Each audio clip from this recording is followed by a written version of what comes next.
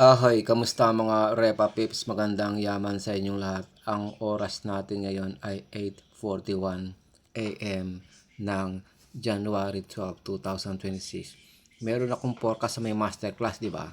At sinabi ko na rin yung potential pagkakakitaan. Ultimo ko, sinabi ko na magiging ganito ang kitaan ko. Tingnan nyo ngayon ang aking transaction. Total profits, 432 sa mga taginting. Magkano sa pesos ang $432? $432 times 59. 5 mil, di ba? Pero na-receive ko sa may GCash ko is worth 27,000 kasi nag-withdraw ako ng 460. Ayan o, 27,000. Ang withdraw ko, 460.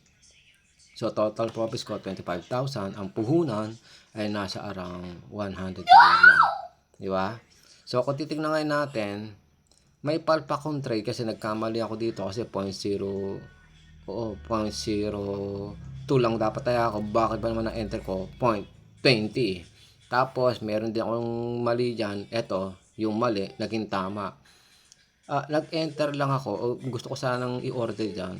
5 lot. Anak ko ng puta yan, hindi ko nabura yung 1, kaya naging 15 lot. So sabi ko, sige, sugal ko na lang.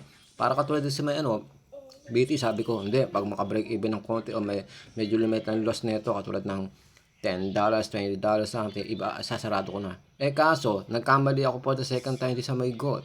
At yung pagkakamali ko, isang panaging tama ko. So yung nagganyan ako, panalo ko, sinarado ko na rin ito at nagtira lang ako ng around, eto nga, 3 lot. Kasi kung di ko ginawa yan, talo pa ako. Di lalo na kung di ko ita-take profits to, sayang to. Kukukulay natin since palagong paper lang na may lagantay ako. Diba? Tapos lalagay natin ito, common na to, 46.50. 46.50 hanggang 47, bahala na sa buhay niya. Dapat talaga nagsisi ako, dapat tulat. So tingnan ngayon natin.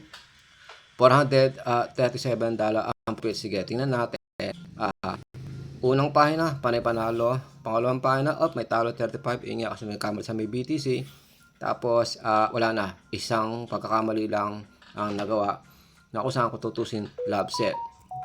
Magkano kinita sa may BTC? $10 lang. Tangina kasi kung di lang sana nagkamali dito. Ang laki sana ng kita ko. $6, $26, tapos 14, edi 30, 44 sana kita ko dyan. Tangina niya, binawi niya lang yung panalo ko. Kaya ngayon, 44 dapat yung 44, 45 dapat kita ko lang $10.